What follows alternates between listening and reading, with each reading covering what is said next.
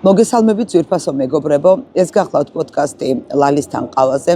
ჩვენ ახლა მიმყოფებით აქციის მიმდებარე ტერიტორიაზე ბათუმში და დღეს მართალი გითხრათ ცოტა სხვა საკითხებზე მინდოდა საუბარი, მაგრამ სიტუაციიდან გამომდინარე, ანუ იმ უზარმაზარი ტრაგედიიდან გამომდინარე, რომელიც ბათუმში დატვიალდა, უბრალოდ მე როგორც მასწავლებელს, მე როგორც ადამიანს არ შემიძლია რომ ამ თემაზე არ ვისაუბრო და ამ თემას გვერდი აუარო.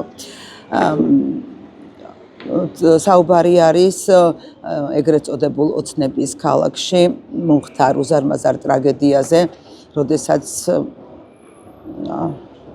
დაუდევრობა თუ არ ვიცი რა ვუწოდო, ორი ბავშვი, 4 და 6 წლის ბავშვი დაიღუპა.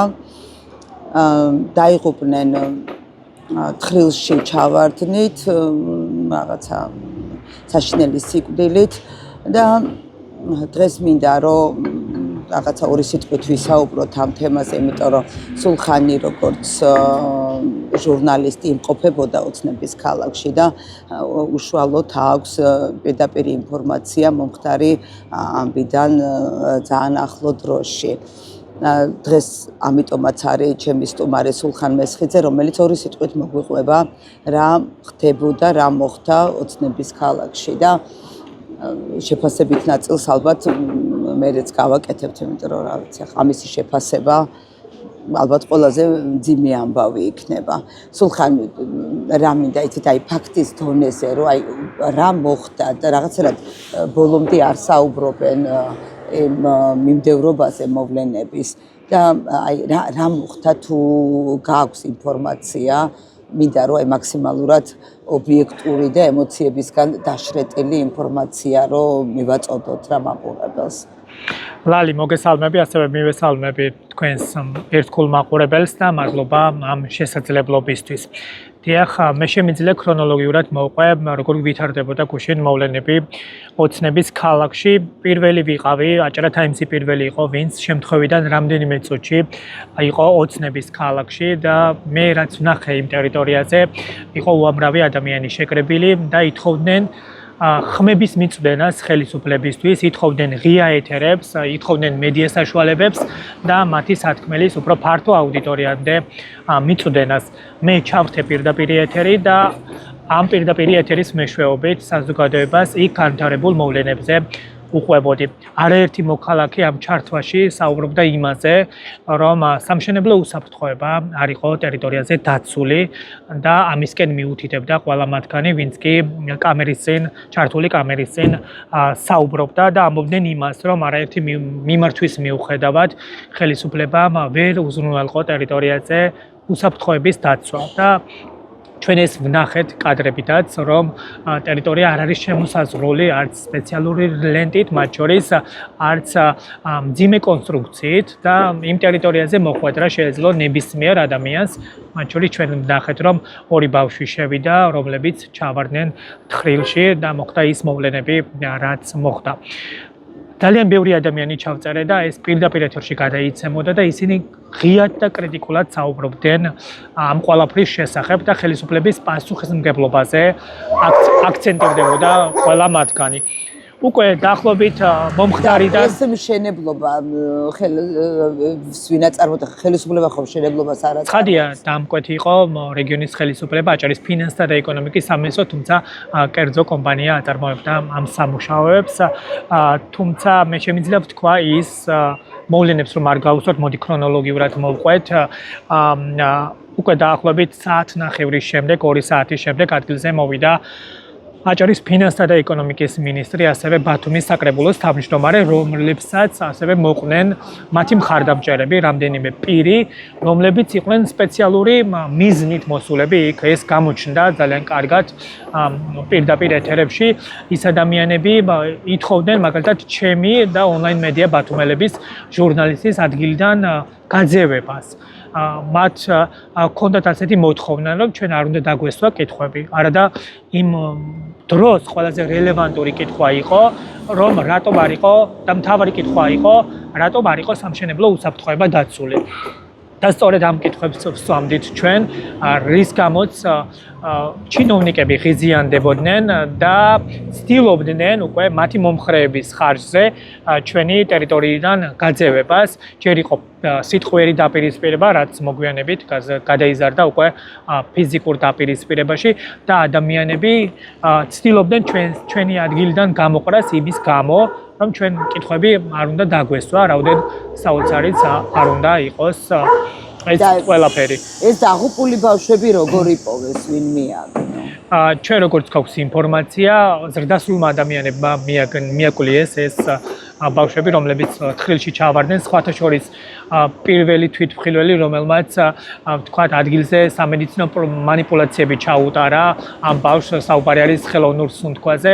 ის ადამიანი ჩემთან პირდაპირ ეთერში ყვებოდა იმას, რომ თხრილში ჩავარდნილი ბავშვები იპოვა, უტარებდა მას ხელოვნურ სუნთქვას, დაახლოებით 4-ჯერ დაარეკა სასწრაფო სამედიცინო დახმარების ცენტრში, თუმცა ადგილზე დროულად არ მივიდა სამედიცინო დახმარების ჯგუფი და უკვე თვითდინების მეთოდით, უკვე კერძო მანქანით გადაიყვანეს ბავშვები სამედიცინო დაწესებულებაში, სადაც უკვე მედიკოსებმა, როგორც ვიცით, ძალისხმევა არ დაიშურეს, თუმცა მათი მდგომარეობა არ გაუმჯობესდა და ფაქტობრივად ისინი როგორც ამბობენ, უკვე გარდაცვლილ მდგომარეობაში მიიყვანეს სამედიცინო დაწესებულებებში. ანუ ახალი ჩაცვენილები იყვნენ? სავარაუდოდ ხო, სავარაუდოდ ერთი ბავშვი ჩავარდა და მეორე მიშველების მიზნით ჩავიდა ამ თხრილში, რომელიც იყო წყლით სავსე და უკვე ალბათ ყვიროდნენ და ამ ყვირილის შედეგად იქ მცხოვრებლები, სხვათა შორის იმ თხრილიდან დაახლოებით რამდენიმე მეტრში ცხოვრობდნენ ეს ბავშვები და სხვებიც. ეს არის ძალიან კომპაქტური დასახლება და იქ ძალიან ბევრი ადამიანი ცხოვრობს ფიცრულებში, ყოველგვარი საცხოვრებელი პირობების გარეშე და ალბათ მათი ყვირილი, მათი შეძახილი ძალიან მარტივად გაიგონებდნენ და მიეწვდიდნენ ხმას, თუმცა როგორც ჩანს ხმის მიწვენა საკმარისი არ აღმოჩნდა, რადგან ბავშვები და როგორი თხრილი იყო, რბილი მიწა იყო, ანუ ვერ ამოცოცდებოდნენ? არა, ეს იყო ღია არხი და სავარაუდოდ იყო საკანალიზაციო ჭა სისტემა და ოთხკუთხედი ფორმის იყო, ზემოდან არაფერი არ ეფარა, რაც მე დღეს გადავიღე და იყო ღია მდგომარეობაში.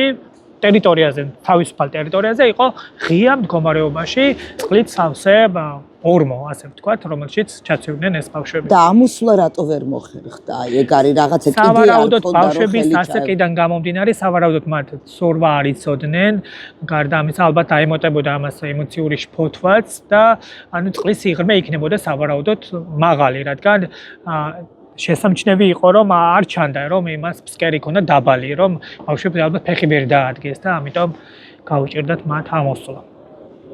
და ეს სამშენებლო ორმო იყო თუ როგორ? სავარაუდოდ რასაც ამბობენ, ეს იყო ვთქვათ საკანალიზაციო ჭა, ოღონდ უფუნქციო მდგომარეობაში იყო, ეს წლების წინ დარჩენილი ჭა იყო ამ ტერიტორიაზე. ანუ მშენებელი არაფერ შუაში არ არის, მაშინ ასე გამოდის, რომ მუნიციპალური ობიექტი იყო, ხო? არ იყო მუნიციპალური, წლების წინ გაჩენილი, ასე ვთქვათ, ჭა იყო და ეს იყო სამშენებლო არეალში მოქცეული და ამ ტერიტორიაზე შეყვანილი იყო მძიმე ტექნიკა და უკვე იქ ბარაკების დემონტაჟი მიმდინარეობდა და ამ ბარაკების ტერიტორიაზე უნდა აეკოს, ვთქვათ, კორპუსების შესაძლოა იმ ზუსტად იმ წერტილში არ შენდებოდა, თუმცა პროექტი გულისხმობს კორპუსების გარდა საბავშვო ბაღის, სკოლის მშენებლობას, სპორტული ინფრასტრუქტურის მოწყობას, ანუ საერთოდ ჯამში დიდ ტერიტორიაზე უნდა აშენებულიყო ოცნების ქალაქის მორიგი კომპლექსი, რაც მოიცავდა ინფრასტრუქტურის მრავალფეროვნებას და საერთოდ ჯამში იმ ტერიტორიასაც მოიცავს ეს ყველაფერი, რადგან იქ სადაც ეს ჭა არის და ბავშვები სადაც ჩაცვიდნენ, დაახლოებით 3-4 მეტრში, 10 მეტრში იყო ხის ფიცრულები, რომლებიც დაანგრიეს იმ მოტივით, რომ იმ ტერიტორიაზე იწყება მშენებლობა.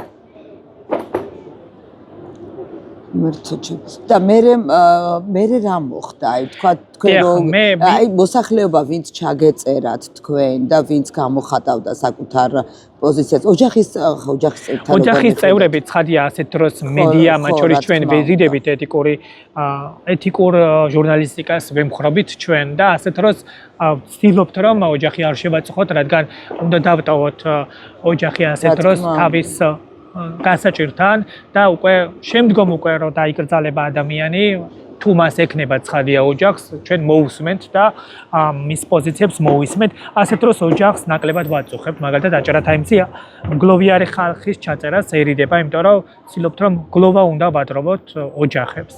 ოჯახის წევრები ფაქტობრივად იქ არ იმყოფებოდნენ, რადგან ექსპერტიზის ბიუროში იყო ცხედრები და იქ იმყოფებოდნენ სამედიცინო დაწესებულებაში მათ შორის და უნდა ვთქვა ის, რომ უკვე გვიან ღამით უკვე დეტალების უკვე სიღრმისეულად დეტალებს როცა ვკითხულობდით და გვიპირისპირდებოდნენ ქართული ოცნების მხარდამჭერი აგრესიულად განწყობილი პირები, მე უკვე ვეღარ ჩავთვალე თავი დაცულად, რადგან ძალიან დიდი რისკი იყო იმისა, რომ ჩემთვის ფიზიკური შეურაცხყოფა მოეყენებინათ და ეს რისკები როცა დავინახე, მე მაყურებელს ბოდიში მოუხადე და ვუთხარი რომ შესაძლოა ეს ჩამითვალოთ ჩემს პროფესიულ სისუსტეთ, მაგრამ მე უნდა გავთიშო პირდაპირ მაუწყებლობა, რადგან არა ვარ დაცული ამ ტერიტორიაზე და ტერიტორიიდან წამოსვლა გადავწყვეტე, ასე ვთქვათ და გვიან ღამით ნამდვილად წამოვედი, იმიტომ რომ უკვე პოლიცია არ რეაგირებდა ასეთ ფაქტებზე.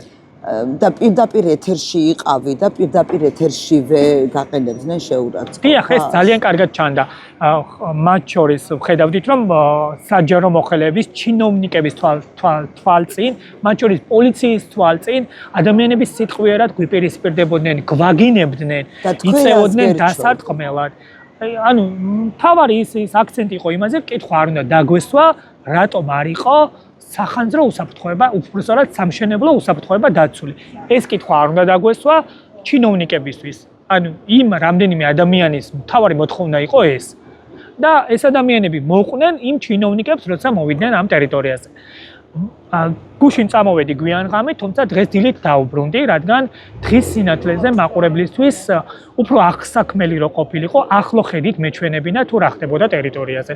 უკვე დღის შუქზე ვაჩვენე ადამიანებს ის, რომ ნამდვილად არ არის მომხდარიდან მეორე დღესაც სამშენებლო უსაფრთხოება ტერიტორიაზე დაცული, იქ არ იყო შემოსაზღვრული და დღესაც ნებისმიერ ადამიანს თავისუფლად შეუძლია გადაადგილება. და როცა მე ამ ყველაფერს ყვებოდი პირდაპირ ეთერში, პირდაპირ ეთერიდან რამდენიმე წუთში კიდევ ორი ადამიანი მოვიდა ჩემთან, დამიწყეს შეურაცხყოფის მოყენება, ერთმა ხელი დამარტყა და მიკროფონი გამაგდებინა ძირს და იყო იმის საშიშროება, რომ ტექნიკა დაზიანებულიყო.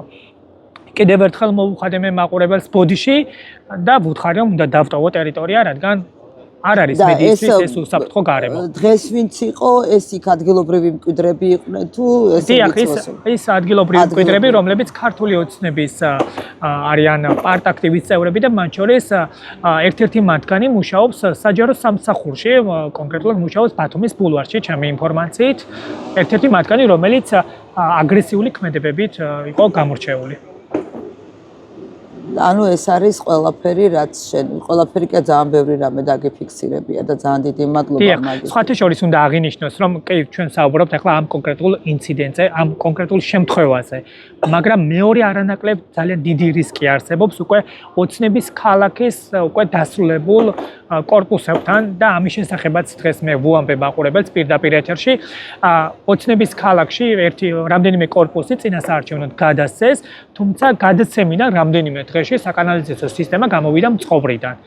და მოსახლეობა მაშინ ითხოვდა დახმარებას. მე მივედი წინასაარჩევნოდ, გადავიღე და მაყურებელს ვუჩვენე თუ რა მდგომარეობაში იყო საკანალიზაციო სისტემა გაუმართავი და ფეკალიები მიმდებარე ტერიტორიაზე მიედინება და ამ ფაქტების გაშუქების შემდგომ ხელისუფლების რეაგირება იყო ის, რომ ადგილზე მიიყვანეს მძიმე ტექნიკა, ამოთხარეს და მალევე მიატოვეს სამუშაოები და ღია მდგომარეობაში ისიც ამოთხრილი. ღია მდგომარეობაში დატოვეს არხები. დღეს მე ვუჩვენე ეს ყველაფერი ადამიანებს პირდაპირ ეთერში ღია მდგომარეობაში ახალ კორპუსებთან არის საკანალიზაციო ჭები, მათ შორის არხები, რომლებიც არის სავსე წყლის გუბეები და ადამიანები ამ რისკებზე საუბრობენ და ხელისუფლებას ამაზე რეაგირება არ არის.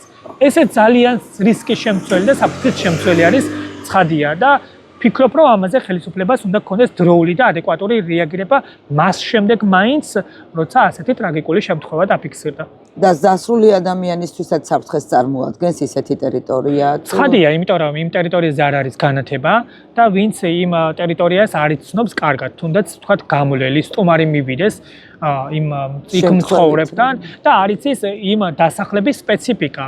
და არ ცნობს ეზოს კარგად, შესაძლოა ღამით ჩავარდეს იმ თხრილში. თუნდაც თქვათ ალკოჰოლის ზემოქმედების ქვეშ მყოფი ადამიანი მივიდეს და ჩავარდეს. ვინ იპოვის ღამით, თუ არა დილამდე.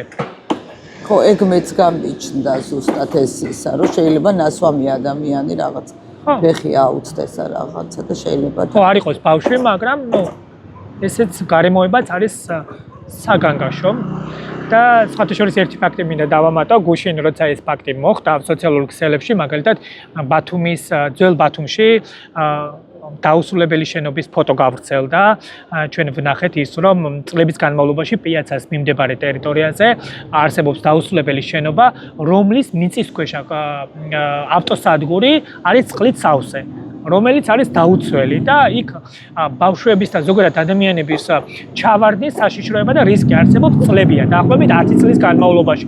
ამაზე არაერთხელ ადგილობრივი მედია საშუალებები ყვებოდნენ. თუმცა რეაგირება არ იყო. თუმცა გუშინ როცა გავრცელდა ეს ფოტოსურათი იმ ობიექტის და მოსახლეობა კიდევ აქცენტირდა ამ პრობლემაზე, დღეს მივედი ამ ფაქტის გადასამოწმებლად და ვნახე, რომ ადგილზე იყვნენ მუნიციპალური სამსახურის თანამშრომლები და ეს ღია ავტოსადგური, ავტოსადგომი უკვე გადაეხურა თუნუქით. უსაფრთხოების დაცვის მიზნით სავარაუდოდ. და თუნუქი ხო შეიძლება თუნუქში ჩავარდეს ძემი ადამიანი, ეგ დაცვა? ხო, მაგრამ ალბათ სავარაუდოდ დროებით გაამაგრეს, რადგან ალბათ საზოგადოებაში გაჩენილი კითხვებს ასე უპასუხეს. თუმცა ცხადია, საერთო ჯამში ეს პრობლემა არ გვარდება. სულხან, ძალიან დიდი მადლობა, ჩემთვის ძალიან მნიშვნელოვანი იყო ასე პირველი პირისგან და უშუალო ანუ რაც ის უბედურება მოხდა, იმის შემდეგ როგორ განვითარდა მოვლენები და იქ რეალურად და ობიექტურად რა ხდებოდა, ამის თქვის საშუალება რომ მომეცი.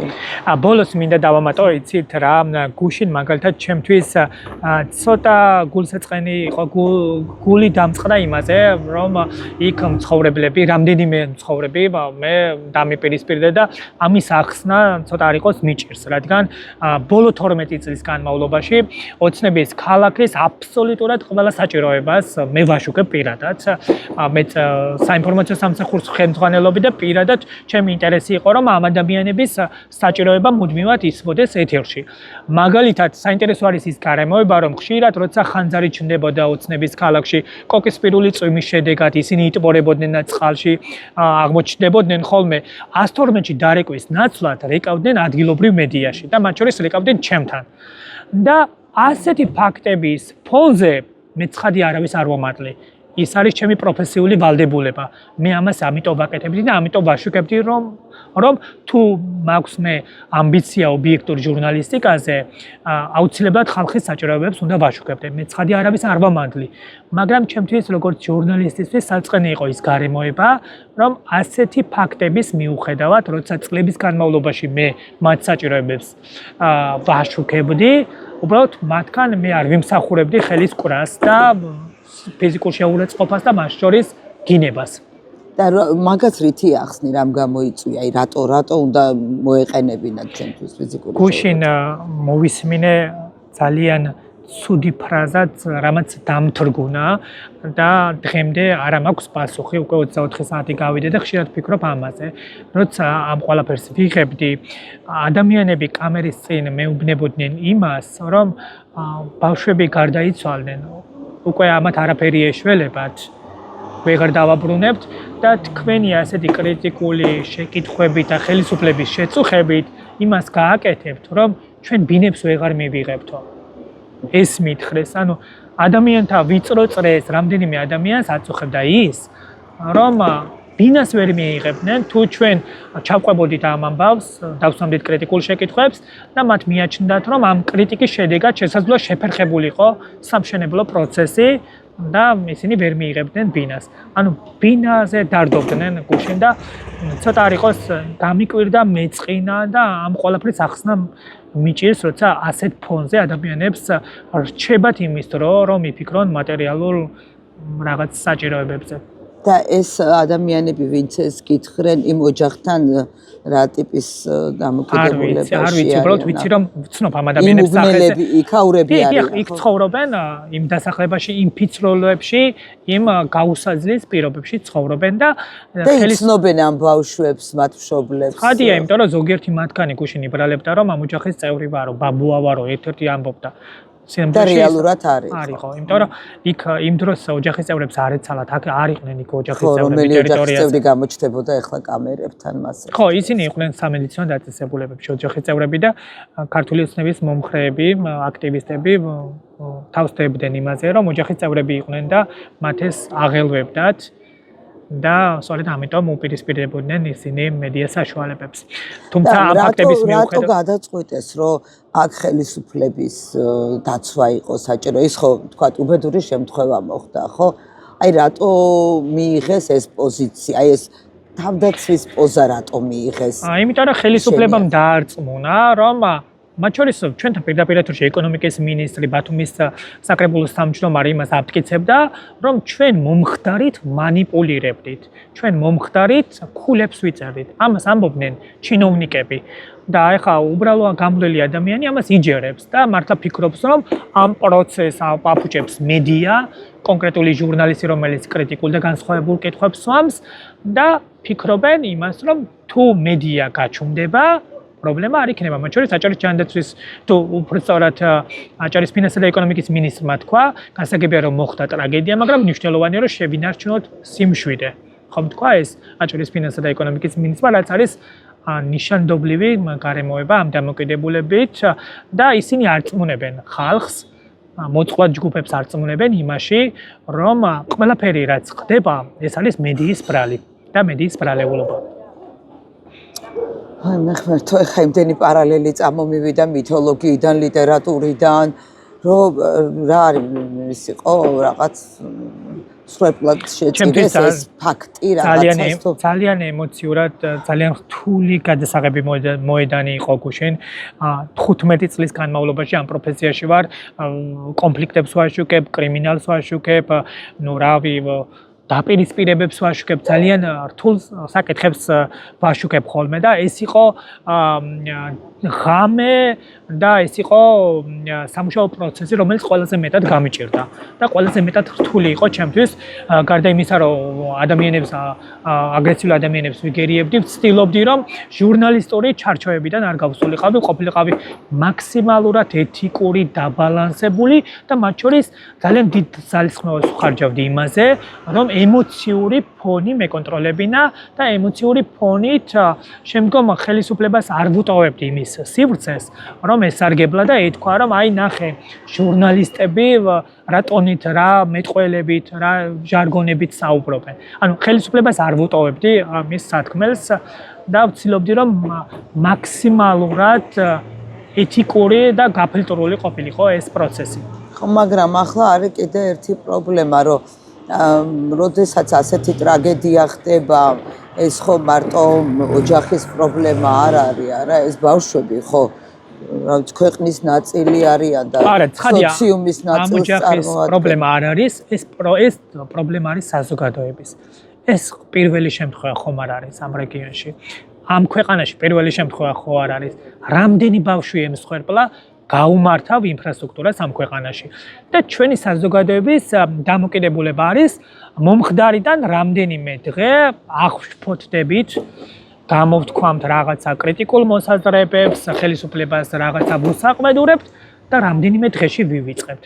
ანუ მე იმის თქმა მინდა, რომ მოკლე მეხსიერების საზოგადოება ვართ. ადეკვატური არა ვართ. ხელისუფლებას სათანადოდ საზოგადოება არ თხოვს პასუხს. შედეგებზე, იმ შედეგებზე, რის მიხედვითაც გარემოებებს, კვლელ გარემოებებს ეწირება არაერთი ბავშვი ამ ქვეყანაში. მაგრამ საბოლოოდ, როდესაც ძალიან ესეთი პოზიციას დაიჭერს საზოგადოება, საბოლოოდ მიდის, რომ რაღაცა მუშას დასჯიან და გააგდებენ სამსახური და ჩვენ ხო გვინახავს ამისი კეისები და რამდენი მშენებლობა გაგვიშუქებია, სადაც ელემენტარული სამშენებლო ბადი არ არის განთავსებული და იყო უამრავი შემთხვევა ახალგაზრდა დასაქმებულები ცვივდებიან სახურავებიდან და კვდებიან ადგილზე. არაერთი ფაქტი იყო ეს ბათუმში. მაგრამ ჩვენ ვნახეთ ვინმე სამაგალითოდ არა სამართლებრივ პასუხისგებაში ჩვენ გვინდა რომ სამართალზე დაფუძნებული გადაწყვეტილებები იყოს მერქან უქნას რომ სამაგალითო იყოს და მაგრამ ფორმულირებას მოვერიდები ხო არასწორი ფორმულირება მივეცით ჩვენ სამართლებრივ პასუხისმგებლობაში არ გვინახია არც ერთი პირი სულხან ხო არ არის რაიმე ისეთი რაც გაგონდება და რაღაც გამოგრჩა ან მე არ მიკითხავს და გინდა რომ დაამატო არა, ცხადია, ყველაფერზე ვილაპარაკე ქრონოლოგიურად მოვყევი, რაც ხდებოდა, მათ შორის ჩემი გულისკევილი გამოვთქვი მედია საშუალებების მიმართ დამოკიდებულებაზე.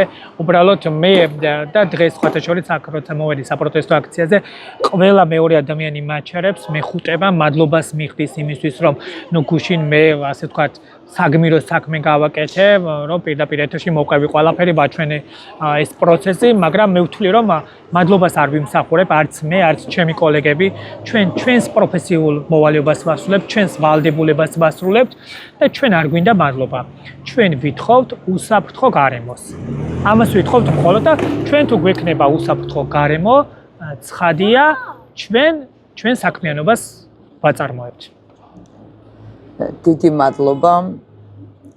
მადლობა თქვენ, ძალიან საინტერესო ფორმატი არის, ხშირად გიყურებთ, გულშემატკივრობთ და ვფიქრობ, რომ ყველგან უნდა ისმოდეს ჩვენი ხმები და არავინ არ უნდა დავზოგოთ ძალისხმევა იმისა, რომ საზოგადოების ხმა ისმოდეს ხშირად, როგორც ონლაინ სივრცეში, ასევე ტრადიციულ მედიაში.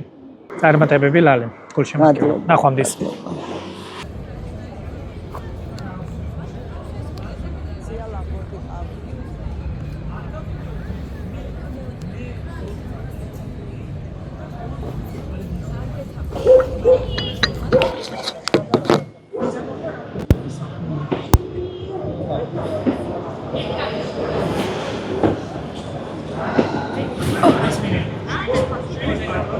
მინდა საუბარი გავაგრძელო ციალა ქათამიძესთან და დღეს შემთხვევითი რესპონდენტები არ მყავს, იმიტომ რომ ვიცი რომ ციალა არის ადამიანი, რომელმაც აბსოლუტურად ყველაფერი იცის ოცნების ქალაქის შესახებ. ძალიან ბევრი მე მგონი რაც გაჩნდა ეს ქალაქი ბათუმში, იქედან მოყოლებული, ყველას იცნობ, მგონი მე როგორც ვიცი, ყველა კარებზე მეგიკაკუნებია და ყველა ადამიანთან ქონია შეხება თვალებში ჩაგიხედავს, ხო? ახლა სულხანთან ვისაუბრეთ ამ კონკრეტულ ფაქტზე, მაგრამ მეორე არის რა ტიპის, აი ყველაზე მეტად აი რაც ეს ამბავი გავიგე მზარავს ის, რომ აი პატარა 4 და 6 წლის ბავშვები ჩართის შესაგროვებლად იყვნენ მართლა თუ ეს უბრალოდ არასწორი ინფორმაცია აი ეს ბავშვები რაღაც საშოვარზე იყვნენ გასული მართლა ეს ამბავია თუ უბრალოდ ინტერპრეტაციებია ასეთი ფონია ნამდვილად იქ რომ ეს შეიძლება და მოსალოდნელი ყოფილიყო მე ამ დეტალზე პასუხს ვერ გაგცემთ იმიტომ რომ ფიზიკურად შეუძლებელი იყო იქ რაიმე ტიპის ისეთი სიმართლის დადგენა და სიმართლე გითხრათ არც აქვს მნიშვნელობა ამ ნაწილს იმიტომ რომ რეალურად პირველ რიგში სამძიმარი უნდა უთხრათ ოჯახს მთელ საქართველოს იმიტომ რომ დღეს ჩვენ რა უფლებით ვხედავთ ახლა და ვსაუბრობთ საერთოდ რა უფლებით ვარსებობთ როცა ჩვენს ირგვლივ არსებობს გარემო სადაც პატარა ბავშვები უბრალოდ თუნდაც თამაშობდნენ და აღმოჩნდნენ ისეთ გარემოში სადაც ისინი არ უნდა აღმოჩენილიყვნენ ხო წარმოუდგენელია ჩვენს ირგვლივ არსებობდეს ქალაქი ბრჭყალებში რომელსაც იქ მცხოვრებლებმა ირონიით ოცნების ქალაქი დაარქვეს ანუ ეს არ არის რაღაცა დღეს იყენებენ ამ ტერმინს ოცნების ქალაქი და ოცნების პარტიის წარმომადგენლები რაც არის რეალურად ბედის ირონია იმიტომ რომ ეს დასახლება გაჩნდა 2012 წლის აგვისტო სექტემბერში წინასაარჩევნოდ იმიტომ რომ სამწუხაროდ აჭარაში და საქართველოს სხვადასხვა კუთხეებში სხვადასხვა ტიპის პოლიტიკური კრიზისების დროს ადამიანები რომლებიც ვერ ახერხებენ საკუთარი გასაჭირის მიტანას ხელისუფლებებისადმი ვერ ახერხებდნენ, ცდილობდნენ ამ გზით სხვადასხვა ტიპის კერძო თუ სახელმწიფო ისეთ შენობებში, სადაც არავინ არ ცხოვრობდა, არ იდგა დაცვა, შესულიყვნენ და ეცხოვრათ.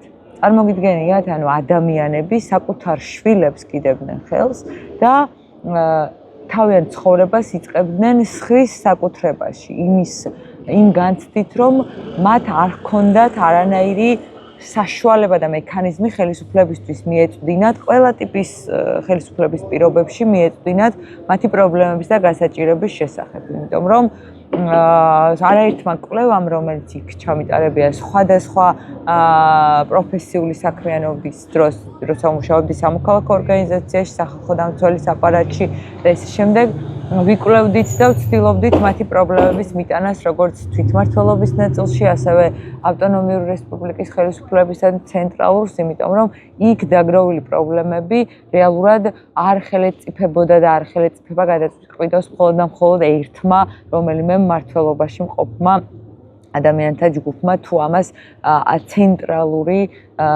სხვადასხვა ტიპის პროგრამები არ შეეშველებოდა. დავიწყებ იმითი, რომ რეალურად ეს ადამიანები, რომლებიც 2012 წლიდან მოყოლებული, წარმოგიდგენიათ, რამდენი ბავშვი გაჩნდა გაუსაძლის პირობებში, ქალბატონო ლალი. გველებში, აი, ზაფხულში გველები აწუხებთ, იმიტომ რომ რეალურად არც დეზინფექციის სამსახური და არც სხვადასხვა ტიპის შესაბამისი ორგანოები არ შედიან, იმიტომ რომ ის არის სახელმწიფოს ტერიტორია და წესით იქ ადამიანები არ უნდა ცხოვრობდნენ, არც ერთს არ აქვს დაკანონებული იყოს შუქის პრობლემა, წყლის, კანალიზაციის და დღემდე გრძელდება. ნაწილ ადამიანებში ეს პრობლემები და მაშინ ადამიანები საუბრობდნენ სხვადასხვა მიზეზებზე, რის გამოც გადაწყვიტეს თავიანთი საცხოვრებელი ადგილები ან ის ადგილები, სადაც განთავსებული იყო მათი ოჯახები და ცხოვრობდნენ, დაეტოვებინათ და ჩამოსულიყვნენ და გაუსაძლის პირობებში ეცხოვრათ ოჯახებს. იყო მცირემიწიანობა ერთ-ერთი მიზეზი, სტიქიური უბედურებები, ჯანდაცვის სერვისების ხელმიუწვდომობა. ანუ ეს ადამიანები ბათუმელები არ არიან, ხო? ნაწილი არიან ბათუმელები, რომლებიც ქირით ცხოვრობდნენ და ფიზიკურად განსაკუთრებით მცირე მრავალშვილიანი მარტოხელა დედები არიან იქ. ნაწილი და ასევე ჯანდაცვის სერვისების ხელმიუწვდომობა იყო ერთ-ერთი მიზეზი ამ კონკრეტულ შემთხვევაში. ერთ-ერთი ყველაზე მნიშვნელოვანი მიზეზი, იმიტომ რომ წლების განმავლობაში დღემდე არსებობს გარკვეული პროგრამები აჭარის ჯანდაცვის სამინისტროს, ცენტრალური ჯანდაცვის სამინისტროსი, რომლების მხარდაჭერის მიღები ადამიანები მხოლოდ და მხოლოდ მაშინ შეძლებენ ამ სერვისების სარგებლობას, თუ ბათუმში ჩამოვიდოდნენ და ამ ადამიანებს ოჯახებს უწევდათ თვეში რამოდენიმე დღე ან ერთი კვირა ბათუმში ცხოვრება იმისთვის, რათა მათ შეზღუდული შესაძლებლობის მქონე შვილებს ან ოჯახის წევრებს ან სხვა ტიპის დაავადების მქონე ადამიანებს მიეღოთ ეს სერვისები. სტიქიური უბედურებები, ალბათ თქვენ იცით, რომ ეკომიგრანტებთან მიმართებაში წლები მუშაობდით იმაზე, რომ ხელისუფლება დაინტერესებულიყო ამ ადამიანების პრობლემებით და სხვადასხვა ტიპის სამართლებრივი რეგულაციების გზით ერთხელ და სამუდამოდ გადაჭრილიყო და დაიწყეს კიდეც ამ თემაზე ქართული ოცნების პირობებში საქმიანობა. კანონპროექტიც იყო მიღებული, შემუშავებული, თუმცა საქართველოს პარლამენტმა მაშინ არ დაამტკიცა ის კანონპროექტი, იმიტომ რომ არ იყო პოლიტიკური ნება კონკრეტულ საკითხში ამ პრობლემების გადაჭრის. ჯანდაცვის ხელმისაწვდომობასთან დაკავშირებით ერთ-ერთი მთავარი, რასაც მაშინ თავაზობდით, არჩილ ხაბაძე იყო მთავრობის თავმჯდომარე, იყო ის, რომ რაიმე ტიპის სამანევრო სახლი შექმნილიყო, ან აშენებულიყო რომელიმე პროგრამის ფარგლებში, სადაც ოჯახებს შესაძლებლობა იქნებოდა დროებით ჩამოსულიყვნენ, მიეღოთ ეს სერვისები.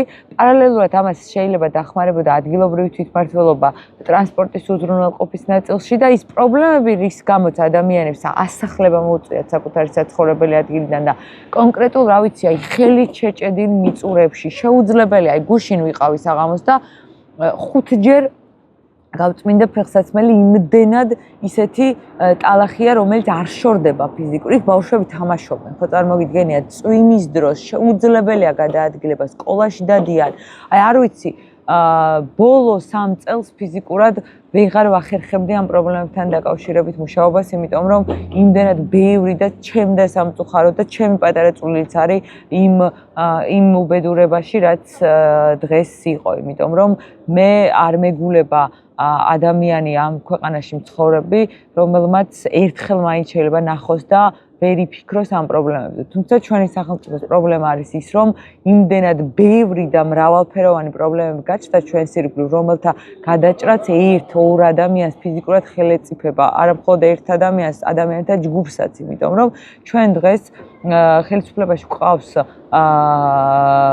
ადამიანთა ჯგუფი, რომლებიც არა მხოლოდ რუსულ საქმეს აკეთებენ, არამედ თავიანთი კორუფციული, გულგრილი, სხვადასხვა ტიპის დამოკიდებულებით რეალურად ჩამოშალეს ყოველგვარი ადამიანური, მორალური, სამართლებრივი რაღაცა ტიპის ინსტიტუციები თუ რა, ყველაფერი რაც კი შეეძლოთ, ეს არის მთლიანი, აი თუ მომეცემას შესაძლებლობა და ამ ქვეყანაში ოდესმე გვეყოლება ხელისუფლება, რომელიც დემოკრატიული პრინციპებით იქნება არჩეული და მზად იქნება, რომ სამართლებრივი სახელმწიფოს მშენებლობა დაიწყოს, აუცილებლად უნდა დაისაჯონ ოცნების ქალაქთან დაკავშირებით ყველა ის ხელისუფლებაში მყოფი ადამიანი, რომელმაც საკუთარი კორუფციული თუ გულგრილი დამოკიდებულებით აქამდე მიიყვანა ეს ამბავი, იმიტომ რომ წარმოიდგინეთ 2020 წლამდე ცხოვრობდნენ საშინელ გაუსაძლებელ პირობებში 1500-მდე ოჯახი და მერე დაიწყეს ერთი კორპუსის მშენებლობა 300 ბინამდე იყო და 1500-მდე ოჯახი ყოველ დღე უყურებდა როგორ შენდებოდა 300 ბინა და ყველაფერი უნდა გაეკეთებინათ ამ ოჯახებს იმისთვის რომ ამ ბინებში ბინები მიეღოთ.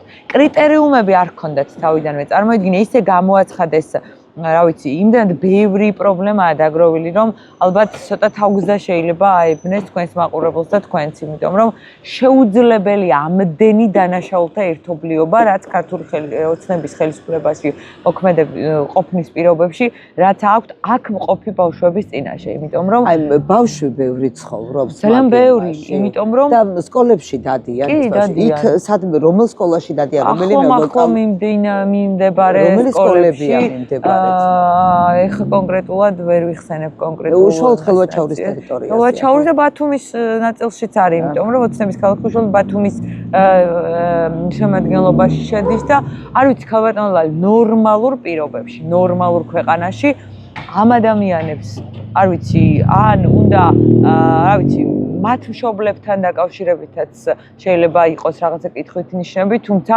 იმ ქვეყანაში, სადაც სახელმწიფო ვერ უზრუნველყოფს ნორმალური ცხოვრების პირობების შექმნას ბავშვებისთვის, ჩვენ რა ვიცი, არ გვაქვს არანაირი მორალური თუ სხვა ტიპის უფლება დანარჩენ რაღაცებზე ვილაპარაკოთ, იმიტომ რომ ეს ბავშვები სკოლაში რომ მაპატიერა ციალა რაღაცა ძალიან, ესე იგი ეს ბავშვების პრობლემა ჩემზეა, ჩემთვის არის რაღაცა აი ბავშვის პრობლემას რო ხედავ იქ არ ვიცი ვინგრე სხვა არაფერი არ მიჩანს რა თვალში ანათლების ჯანდაცვის და აი ეს ბავშვების უფლებასთან გვაქვს ლაპარაკი ბავშვების და ეს ბავშვები რო სკოლაში დადიან იქ აქვთ რაიმე ინვენტარი სასკოლო რაღაცა წიგნი რვეული ის ამოწი ეხლა ნელ-ნელა ყოფითი პრობლემები ვერ ვიტყვი სიტყვას ოდნავ გაუმჯობესდა მათი იმიტომ რომ იმ ხის მიწურებს უბრალოდ შემოარტყეს ან ქვები, ან ალუმინი და ქარი აღარ ქრის. და ახალ მშენებლობაშიც ყველა ოჯახი ვერ მოხვდება და უფრო მეც გეტყვით, ამ აჭარაში 15-მდე ობიექტია, ეს უბრალოდ ძალიან დიდია და ფიზიკურად ჩანს, თუმცა ქობულეთში ყოფილ კვლევით შენობაში, სადაც მეორე სართულზე უამრავი, რა ვიცი, ისეთი ნივთიერებები ინახება, რომელშიც უბრალოდ ბავშვი რო ავიდეს, ჩვენ უბრალოდ გადარჩენილები ვართ აქამდე, რომ ეს ტრაგედიები არ ვიცი, გადარჩენილები ძალიან რთულია ამაზე ლაპარაკი, ხო? რამდენი ტრაგედია უნდა მოხდეს ქობულეთში, ყოფილ კვლევით შენობაში. ბავშვები პირველ სართულზე ცხოვრობდნენ და მეორე სართულზე ღია ოთახებში არაერთი ისეთ ნივთიერება ინახება, რომელმაც შეიძლება წამიერი სიკვდილი გამოინახოს ბავშვებს. ესეთ პირობებში და არ არის ის დახურული და არა. და კიდე უამრავი ადგილია მე დეტალურად შემიძლია მოგაწოდოთ 2012-13 წლის კვლევა რომელიც მაშინ ორგანიზაცია ბორჯღალის შენობა ვის ეკუთვნის მუნიციპალიტეტის და ამ შემთხვევაში ეკონომიკის სამინისტროს გამგებლობაშია კონკრეტულ შემთხვევაში წარმოიდგინეთ რომ ჩვენს ირგვლივ ბავშვები ცხოვრობენ მე რა რომ მათმა მშობლებმა ვერ მოახერხეს სხვადასხვა სოციალურ-ეკონომიკური პრობლემების მოგვარება მათთვის სად არის ამ დროს სახელმწიფო სად არის რა ვიცი მე მგონი 2021 წლამდე სახალხო დამცველის ანგარიშებში ყოველწლიურად ხდებოდა ეს ამბები და ცალკე ამაზეც სპეციალური ანგარიშებიც ხდებოდა არაერთი სამოქალაქო ორგანიზაცია მუშაობდა ადგილზე მათ შორის აი გუშინდელი ინციდენტს გამოვეხმაურები და უშუალოდ ბათუმელების და 25 არხის და აი აჭარათა იმსის მიერ არაერთხელ გაშუქებულა არ მხოლოდ პრობლემების სხვადასხვა საქმელოქმედო აქციაც დაორგანიზებულა იმისთვის რომ იქ ცხოვრებ ადამიანებს ყოფა გაუმჯობესებოთ არაერთი ხანძარი მომხდარა იქ ადგილზე იმიტომ რომ არანაირი უზრუნველყოფა რაიმე ტიპის მარტივი პრობლემების იმიტომ რომ კუსტარულად არის შუქიც კი გამოყვანილი იმიტომ რომ აბონენტებად ბოლოს რაღაცნაირად ერთ აბონენტად დარეგისტრირდნენ და ცალ-ცალკე აქვთ გაყვანილი აი წარმოუდგენელი პირობები არაერთი ფილმი და დოკუმენტური თუ სხვა ტიპის სიუჟეტით მომზადებულა თუმცა საბოლოო პასუხი რაც გადაწყვიტა ისიც იმისთვის რომ რაღაცა საარჩევნო ხმები მიიღოთ. ხო წარმოგიდგენთ 1500-მდე ოჯახი წლების განმავლობაში შეჰყურებდა. ეს შენებლობა ეხლა რაღაცა ის სულხანის მოყოლიდანაც ვაკავშირებ ეხლა. თუ ყველა ადამიანს არ ყოფნის, ხო? არა, ფიზიკურად შეუძლებელია და უფრო მეც გეტყვით. იქ მცხოვრები ადამიანების გარდა არაერთი ოჯახია, რომელმაც უბრალოდ ვერ გაბედა, ვერ განსაზღვრა იქ შესვლა.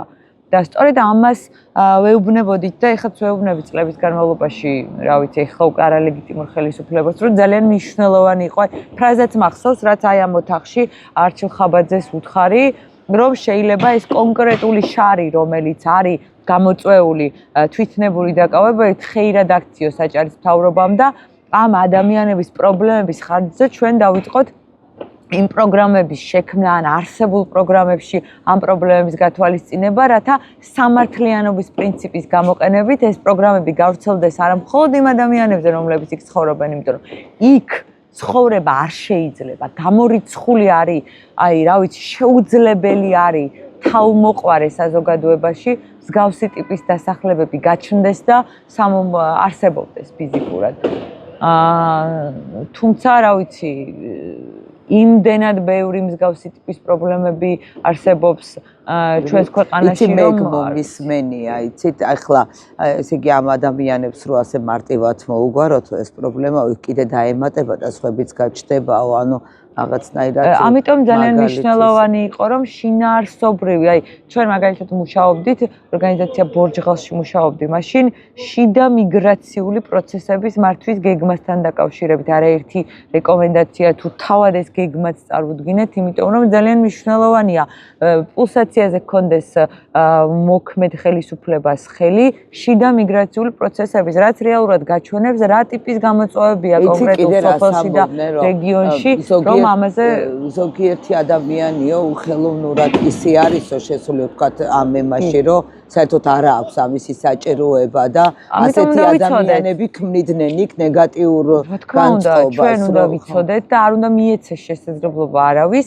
იმისა რომ ისარგებლოს იმ ადამიანთა ნაწილის პრობლემებით, ხო, კონკრეტულ შემთხვევაში. ამიტომ არის მნიშვნელოვანი კრიტერიუმები თუნდაც იმ სახლებში რომ ქონებას არ უნდა ფლობდეს. სხვადასხვა ტიპის კრიტერიუმი, ხო? აი მაგალითად, ქონება შეიძლება ფლობდეს ხულოს მუნიციპალიტეტში ერთ-ერთი ოჯახი, თუმცა ჯანდაცვის სერვისების რა თქმა უნდა, ჯანდაცვის სერვისების ხელმისაწვდომობის ნაწილი, რაც თქვენ გესაუბრეთ, ხო, შეიძლება შექმნილიყო პროგრამა, რომელიც ამ ტიპის ადამიანების საჭიროებებს დააკმაყოფილებდა და არა მხოლოდ იმათსაც, ვინც იყვნენ და იქ ცხოვრობდნენ. არაერთი ადამიანი წვალობს ამ პრობლემასთან დაკავშირებით. ესე იგი ეს მეწყრული ზონის ქვეყნიდან გადმოსახლებული და ასე სხვადასხვა ტიპის წალკის მუნიციპალიტეტიდან იყვნენ, კი, წალკის მუნიციპალიტეტიდან იყვნენ არაერთი ოჯახი ჩამოსული და გეტყვით რა წალკის მუნიციპალიტეტში არსებულ პრობლემებს, მაგალითად 2012 წლამდე წინა ხელისუფლების არსებობის პირობებში, როცა სტიქიური უბედურებების და ეკომიგრანტებთან დაკავშირებით ხელისუფლებას არ ჰქონდა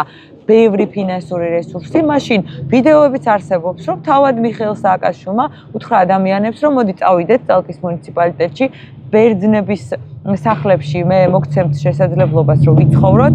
არ არის საბუთი, სამართლებრივი, რაიმე ტიპის გარიგება არ მომხდარა ბერძენ მესაკუთრეებთან და ისინი ცხოვრობდნენ წლების განმავლობაში მათ სახლებში, იმიტომ რომ სახელმწიფოს მაშინ არ ჰქონდა რაღაცა ეგ გამართლება ჰქონდა. წინა საარჩევნოდ 2012 წელს ბერძნებმა დაიწყეს უკან დაბრუნება ან მოსთხოვეს თავიანთ ამ მესაკუთრეებმა იქ ცხოვრებ ადამიანებს დატოვება და ახალი პრობლემა გაჩნდა ხო ხვდებით ამ კონკრეტულ შემთხვევაში და ეს ადამიანები უკან დაბრუნდნენ აჭარაში და ერთადერთი ადგილი სადაც შეიძლება შესულიყვნენ იყო ეს ნაწილი ამ კონკრეტულ შემთხვევაში.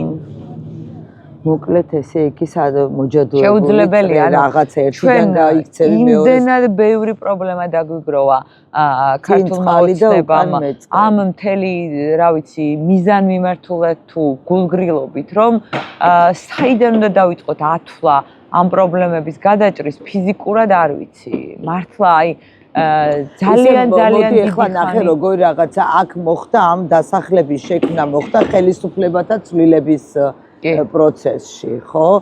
რაღაცნაირად ისე რომ აი ვერც ერთი ის ხელისუფლება იტყვის რომ მე უკვე წავედი, ეს ამბობს რომ მე რომ მოვედი უკვე დამხდა და რაღაცნაირად აი ეს და გამოდის რომ ეს ადამიანები არიან ამ დამნიშნულობა აქვს რომელი ხელისუფლება ადამიანებს ჭირდება დახმარება და შველა. სამართლიანობისთვის უნდა ითქვას ერთი დეტალიც.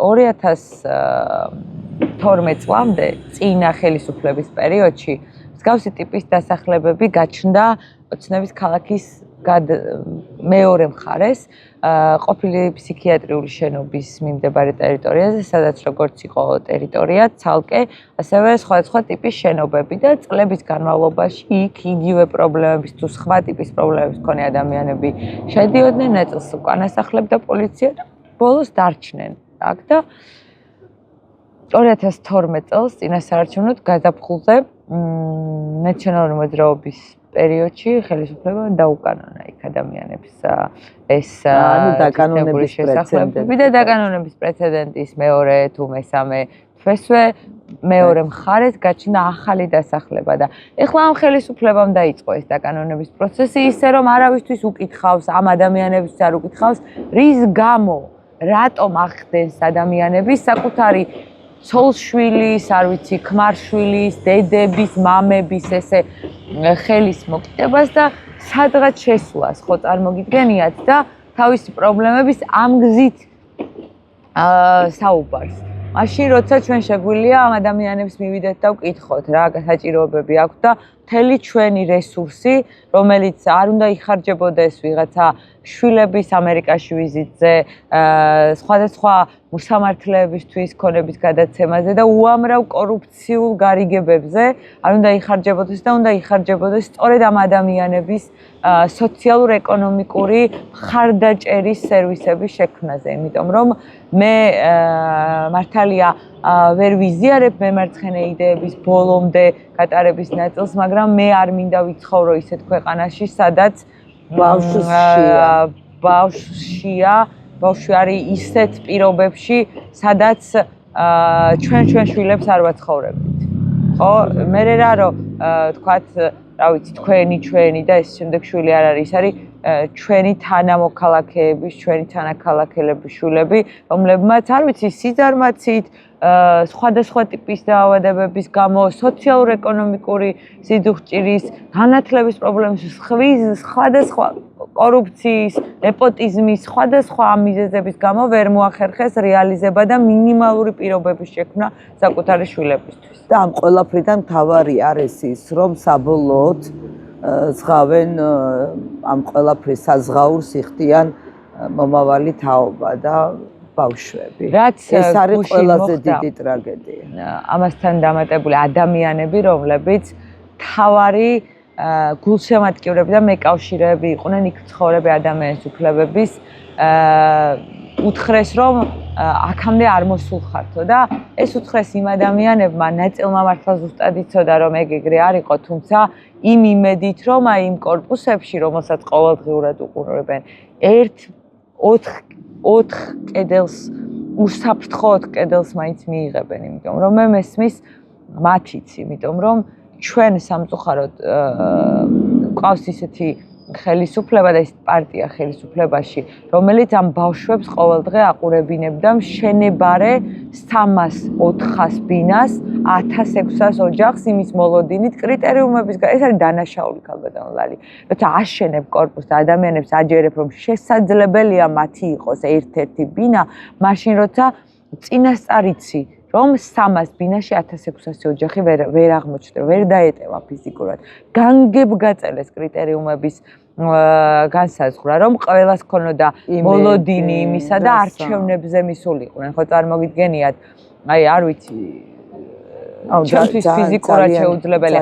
მე ვერ ვილაპარაკებ დღეს იმ კონკრეტულ, რა ვიცი, ტრაგედიას მიზეზებზე, რაც მოხდა, იმიტომ რომ სამართლებრივი და პოლიტიკური პასუხისმგებლობა ამ ხელისუფლების პირობებში ფიზიკურად შეუძლებელია ერთთან რომელიმე ადამიანს დაეკისროს. ეს არის რაღაცა თან მაშინ ვილაპარაკოთ ამაზე, როცა, რა ვიცი, ტრაგედიის დღეებია და, რა ვიცი, გლოვის დღეებია. ამ კონკრეტულ შემთხვევაში მე არ მემეტება არც ერთი ადამიანი, არც ერთი მაღალჩინოსანი ამ პასუხისმგებლობისთვის ინდივიდუალურად, იმიტომ რომ გამორიცხულია ვინმეს უნდოდეს ერთ ადამიანს კონკრეტულად იქ მომხდარი ტრაგედიის, რა ვიცი, მიზეზი იყოს.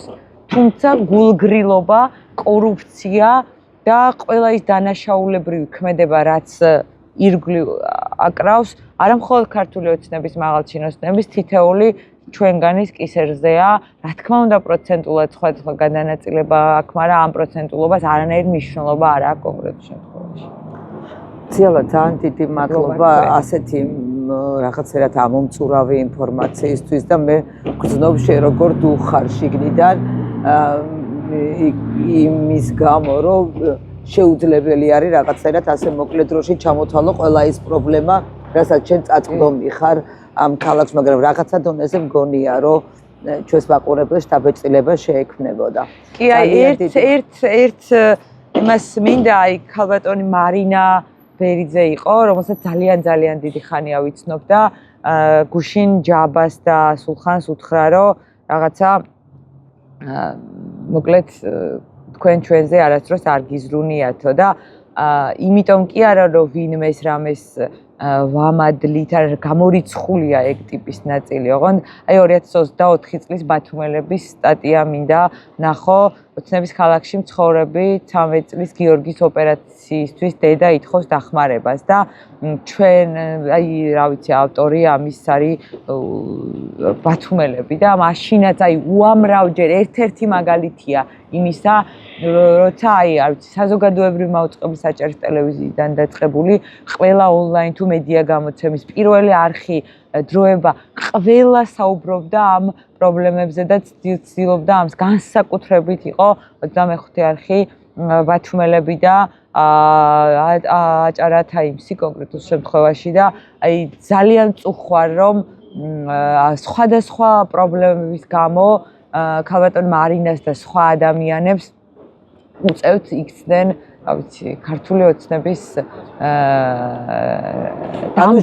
ჟურნალისტების მიმართ ჰქონდათ პრეტენზიები და არა აი ჯაბა და სულხანი აი მაია ბოლქვაძემ რომლის შვილებთან გადაღებული აი ფოტოებიც ჩემს სოციალურ ქსელში პატარები იყვნენ, მაშინ ყუბები მახსოვს, ქალბატონი მაია მიყვებოდა მისი შვილების გასაჭირზე, 6 შვილი ყავდა, მათ შორის 2 პატარა და არა ერთხელ აი დავხმარები ვართ, რომ ეს ბავშვები დაეტოვებინა, წასულიყო, ემუშავა და მოსულიყო. აი ფიზიკურადაც კი დავხმარები ვართ იმისთვის და დღეს აი ქალბატონი მაიაც ამბობს იმას, რომ თურმე ეს არ ყოფილა ქართული ოცნების ბრალი და ეს ყოფილა თურმე ჟურნალისტების და იმ ადამიანების ბრალი, რომლებიც იქ მივიდნენ კიდევ ერთხელ გასაშუქებლად იმ პრობლემების, ჟურნალისტის ბრალი როგორ იქნება? ძალიან წუხვარ, რომ ესეც არის ქართული ოცნების ბრალი, რომ ადამიანები ესეთ მდგომ მე დარწმუნებული ვარ, რომ ესეც იმიტომ იყო, რომ სხვა ოჯახებს არ შექმნოდათ პრობლემა,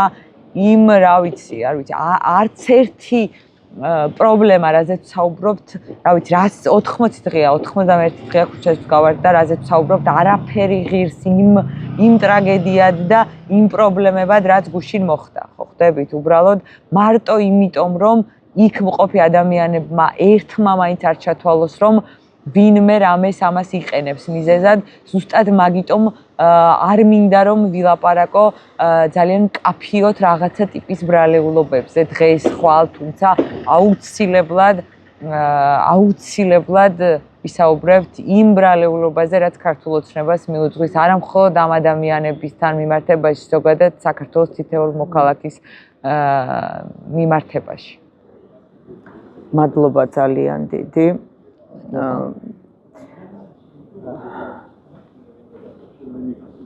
დედა რავა სასდევარია ეგ ბიჭი. სადაა? მორჩით ხო? ხო, მაგრამ რითი დავასრულო ეგ მაინც მოვა ის თუ დავასრულოთ. რა ასეძებთ ხარ? კიდევ ერთი რესპონდენტი მინდოდა რომ ჩაგვეწერა. ვინ დაურეკავ? კარგი, არა ხო, არ უნდა, კარგი. კაი, არა უნდა მერე ჩავწე. მერე ომარი რემაძე. ლალი.